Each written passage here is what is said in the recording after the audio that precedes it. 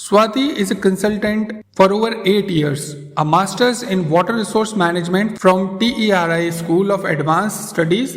She has professional experience of over a decade in the water sector and has a keen interest in policy aspects and issues related to river, wetland, environment, and health. She creates knowledge content of her organization and is also a social media marketing expert. So I will be speaking about communication and outreach activities on water for public health. Next. First of all, let's understand what is communication and outreach. Next. Communication and outreach refers to strategies used to educate, engage, and involve specific stakeholders around an issue or an agenda, which means creating awareness among the people around an issue that they might be facing in the area and then involving and engaging them in problem solving of the issue. Now, what is communication first of all? Communication is the development and delivery of a compelling message to critical audiences, and outreach is the means by which you reach and deliver your message to those audiences. For example, when the pandemic broke out, government created several compelling messages like stay home, save lives, jab tak dawai nahi, tab tak dhilai nahi. The several modes of communication that used were like radio, newspapers, television, cell phone ringtones to deliver these messages to the people. And this delivery of compelling messages is outreach. Next. Now, what are the prerequisites of communication and outreach strategies? The first prerequisite is planning. A, a strong planning of the strategy is really critical for any campaign to be successful. Planning must include understanding the various stakeholders involved and the issue itself. It is like using the basic questions like who to involve, how to go about it. So basically the questions of who, what, when, where, why, and how must be dealt with during the planning. Then the second prerequisite is developing a message to create an impact. It is like the mantra that will be reinforced again and again to emphasize the importance of the campaign. The acceptance that outreach and communication needs constant refinement and re-engagement. So this is not a one-time thing. We need to run campaigns after campaign to get the desired results, and the acceptance of the fact is really needed for the people running a campaign. Next, why communication and outreach for public health? Next. So let's look into that why communication and outreach is important for an issue like public health. So we all know that availability of safe drinking water is one of the key challenges for both urban or rural areas. Both these areas suffer water scarcity, and the reason could be scanty rainfall, failed monsoon, water mismanagement, etc. But access to safe drinking water is a challenge. Then people's perception of safe water are based on subjective values. We often think that if the water is clear, free of odor, and sweet in taste, it is safe. Even research shows that visible water clarity is the single largest factor defining safe drinking water. Yellow colored water or brackish water is considered unsafe by people and not used for drinking purposes. So the awareness regarding water contaminated by germs not visible to the naked eyes is universally absent. Knowledge of the linkages between consuming water and risks to health is poor. We seldom associate our health problems like weakening of bone structures, discoloration of teeth, and skin problems to the consumption of unsafe drinking water. There is next. There is also lack of awareness of the benefits of household water purification methods and the need to make treatment a routine. Like boiling water, people know the benefits of drinking boiling water, but its consumption is limited to ill people in a family. This is more so as it is an expensive mode of treatment. Moreover, awareness, availability, cost, and time constraint acts as a major barriers to the routine treatment of drinking water at household level. Next. Then there is a gap between knowledge and hygiene behaviors related to safe storage and handling of drinking water. And this unsafe storage of water further aggravates the issue of availability of safe drinking water. Next. There is limited awareness on the fact that we all have the right to consume safe drinking water. And there is a sense of passivity around the issue, which is a grave concern to overall public health. So here comes the role of communication and outreach, through which the service providers work with the community to instill the need for local action to ensure that all drinking water is safe. Next. Now, the other reason for communication and outreach on water for public health is people have a huge interest around safe water, and the statistics of our website exactly shows that. Next. India Water Portal is a website that shares knowledge and builds community around water and related issues in India. From January 2019 to March 2021, our Hindi and English sites collectively received 42 million viewers. Most people were interested in water pollution, drinking water standards, rainwater harvesting, and water purifiers. Moreover, next. Moreover, we have 10,000 active subscribers for our bi-monthly newsletter, and on an average, we receive 40 to 50 queries per month on water treatment and purification, lowering TDS in water, etc. Next, which shows that people have an interest in combating the issues around water. Next. Now, what are the types of communication and outreach activities that can be used? Next. So there are two types of communication and outreach activities. One is offline and the other is online. Offline communication and outreach activities include conferences, workshops, competitions, plays, and theaters. They are basically any activity that we are doing offline or to say one-to-one. However, the corona times have even converted them to online. Like now competitions are taking place online. Conferences and workshops are done in the form of webinar, which is cost effective and use less resources. Now, on the other hand, the online ways of communication and outreach activities are videos, of course, webinars, and social media campaigns. Next. Now, let's take a look at India Water Portal's offline communication and outreach activities. India Water Portal have been involved in offline communication and outreach like training workshops, events, water talks, where we work with the community to create awareness and enhance their knowledge around an issue to bring a change. Next. Yeah. So we have conducted several training workshops. One of these was a series of workshops on participatory groundwater management that was conducted by People Science Institute under the sponsorship of Arghyam, our partner organization. Next, the aim of the training was to promote the integration of hydrogeology into mainstream watershed management with a focus on issues of equity, quality, and sustainability. Next. It helped the participants, number one, to realize that groundwater is a community resource that requires planning, development, and management. And number two, it helped to consider and evolve ways to bring about conservation, sustainability, and equitable use of groundwater with participation of the local communities dependent on land and water in each region. Next. Now, another successful campaign that was run by us was the water quality testing program. Next. It was a nationwide program to engage middle and high school students from across the country in a water quality testing, analysis and reporting exercise for fluoride in groundwater. The program was organized in 2012. Next.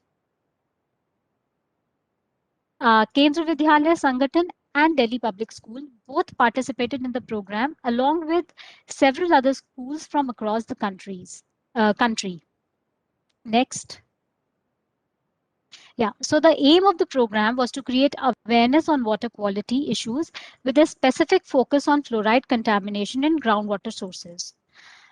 Next, teachers and students both showed immense appreciation for the program, saying that what they learned about fluoride contamination was invaluable, and we received several testimonials from teachers like the project was excellent, it was a great learning experience. These testimonials. Next. Yeah. So over the years, India Water Portal has conducted events around World Water Day to raise awareness about freshwater resources and the need to conserve the same. We have conducted next. We have conducted activities like walkathons, conferences, seminars, guided walks through water bodies, uh, painting competitions, debates during these events. Next. The idea behind conducting these events is to constantly build and spread the significance of traditional knowledge found in villages, cities, and metropolises, while we act as a medium of dissemination, dialogue, and engagement. We have conducted these events with various schools with an aim to instill the value of water and environment in children from a very young age. And we all know that our children today are the leaders of tomorrow. Next. Uh, Next, apart from these, we've conducted interactive sessions, water talks with the community from time to time. We also partnered for the Nirmal Bharat Yatra to promote awareness and enact behavioral change around sanitation and hygiene. Next. Yeah. So next. So let's go through India Water Portal's online communication and outreach activities, which includes creating videos, conducting webinars, running social media campaigns. So let's first take a look at this video. Next, please.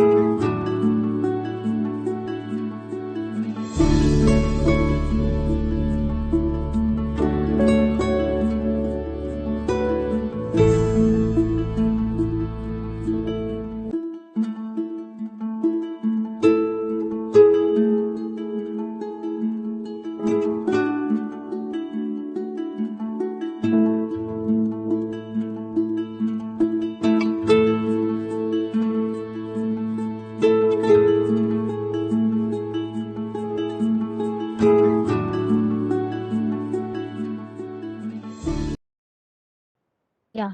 So, so video is one such communication and outreach activity that enables wider outreach, and mostly the target audience is general public. Like for this particular video, it is on save water while washing hands. So it was created for mass awareness.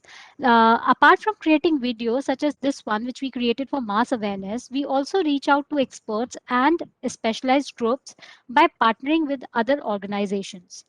Next, next, you may click next. So with the outbreak of the COVID-19 pandemic, webinars and virtual events became the new normal for outreach activities. As stated earlier, webinars are cost effective and have a wider outreach with very little resources involved. Of course, there are limitations to webinars, that of network issues and not able to see our audiences personally. During this period, India Water Portal media partnered with various organizations in these virtual events. One of our partners conducted talks with experts on varied water-related issues and helped enhance the understanding of our audiences and users. Next. Okay, sorry, previous. Even the special days like World Water Day, World Wetland Day, Rivers Day, all of these were conducted virtually. One more advantage of webinars is that as they involve less resources, So most of these events that used to be paid earlier when they took place physically were now free virtually. And thus it was observed that many more people attended these virtual events. Next. Social media campaigns. So there are several ways and modes of running social media campaigns these days. Facebook, Twitter, Instagram, YouTube are the most popular and authentic social media platforms available for running any campaign. And the various ways for popularizing these campaigns are running a tweet chat, next, creating hashtags, next, and conducting live FB events, which is like webinars. So tweet chat is an organized discussion on Twitter around a common topic that generally lasts for an hour. These are like interviewing experts in a written format where other people can also get involved. So most of the time, the question and answers in tweet chat are preset. Then using hashtags on social media to create a campaign around an issue or an event. It is like when you post or upload something on a specific issue, you can use the common hashtags around the issue and create your own and popularize it. You might have observed that when a disaster is struck a place or during a special days, the hashtags are being used, like hashtag World Water Day 2021, during cyclones, hashtag cyclone update. Uh, and Facebook and YouTube also provide platforms to create virtual events for discussions around a common topic. These days, the young organizations and groups having limited funds or resources use Facebook and YouTube for creating live events. Next, next.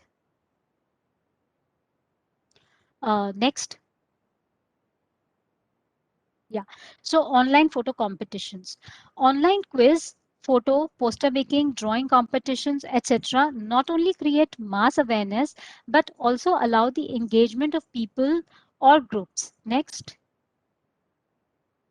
In 2008, WS Net India and some of the constituent member organizations like UNICEF, WaterAid, and Plan India organized the Clean India Photo Contest 2008 to promote mass awareness and also raise the profile of sanitation among the general public, professionals, and policy makers.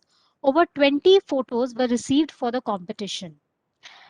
People also use social media for creating campaigns through pictures. One of a recent campaign that we came across during an event was hashtag selfie with pond, in which anyone can send their selfie with a pond which is in a precarious state, and the youth organization which has started this hashtag will help them in several ways for the rejuvenation of that pond.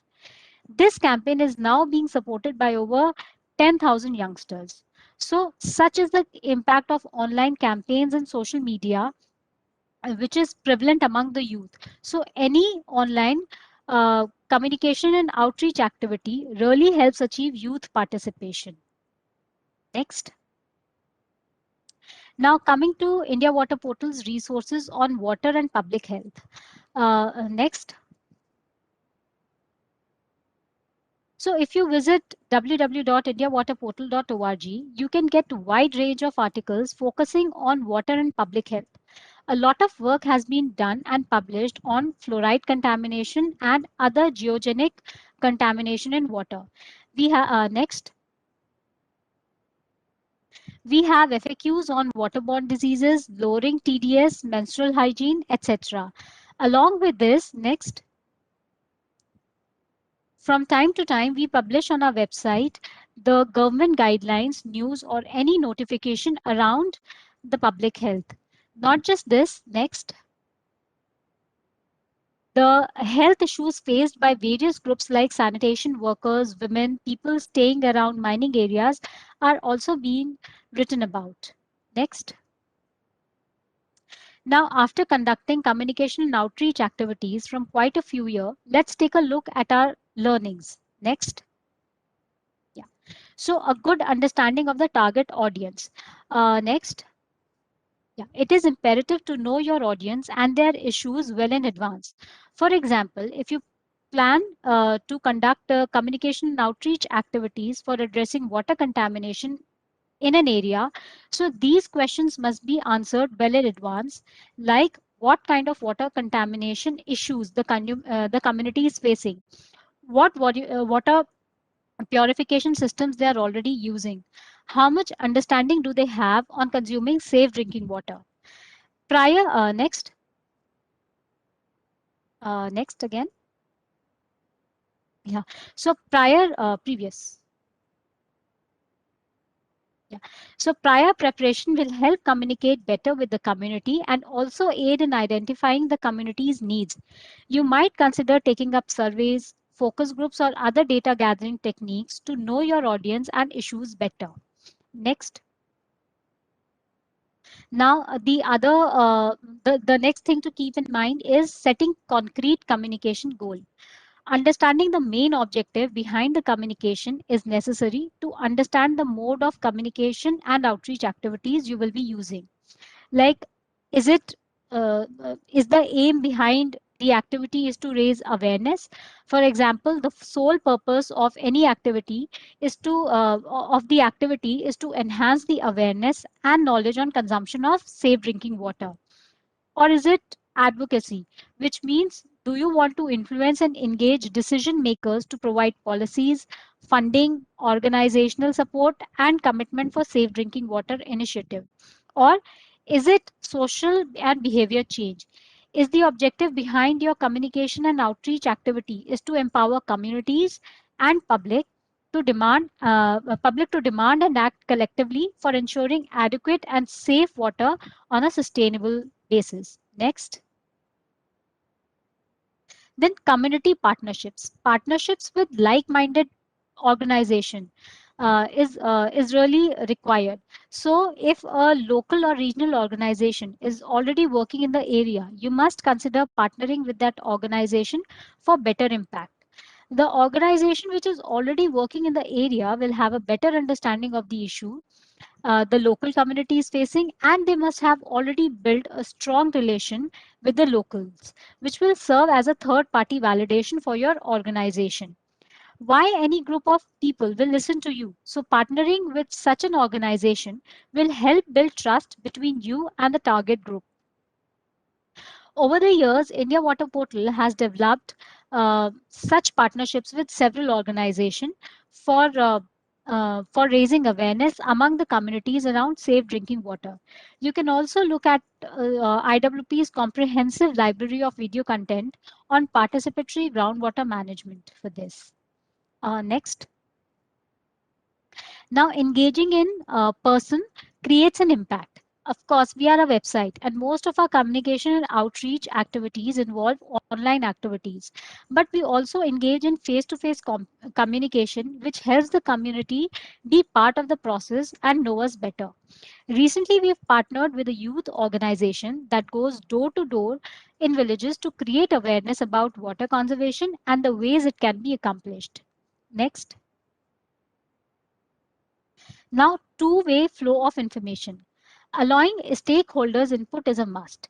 Any communication and outreach activity is successful when the information flows back and forth. The discussion should not be imposing. Rural communities are endowed with immense traditional knowledge and they have better understanding and a deep connection with their local area. So their feedback must be included. In fact, the traditional knowledge that they have can inform and guide in those spaces and communities where scientific data are lacking or don't exist from a long time. Next. Then consistency. So as stated earlier, consistency of flow of information, both in terms of frequency and quality, is the key for meeting the objective behind the communication and outreach activities, specifically in case of social media outreach strategy. At India Water Portal, we regularly engage with our audiences at Twitter and Facebook through regular posts, campaigns, informative articles, etc. We send out theme-based newsletters to our users every fortnight and respond to their queries posted on our website. Consistency builds trust with the audience, and the users are often looking forward to the information you are sending out. Next. Next. So after all said and done, the most important aspect of communication and outreach activities is evaluating impacts. We need to assess our inputs and the output simultaneously. We need to look at first of all, with all the resources we have used for communication and outreach activity, watch what we achieved out of it, whether we are able to achieve the objectives that we set. Of course, there is no yes or no answer to this, but we can monitor our progress on a scale of 0 to 10. Then we need to look at the immediate outcomes. Next, outcomes such as how many people are we able to engage, do the people involved listen and implement to what we are saying. Then based on the outcomes of the project, we need to assess the long-term sustainable impacts of the project, which will further help us understand which communication and outreach activities we should be using henceforth. Next. So in the end, I would like to say that we want to be a knowledge infra and not just a website on water. If you work on water and struggle to run a website, write to us and we'd be happy to collaborate and set you up on a topic of your interest. Take a look at our collaboration. I think we can share the handouts having all the links that have been mentioned in the presentation. So next. Yeah, thank you.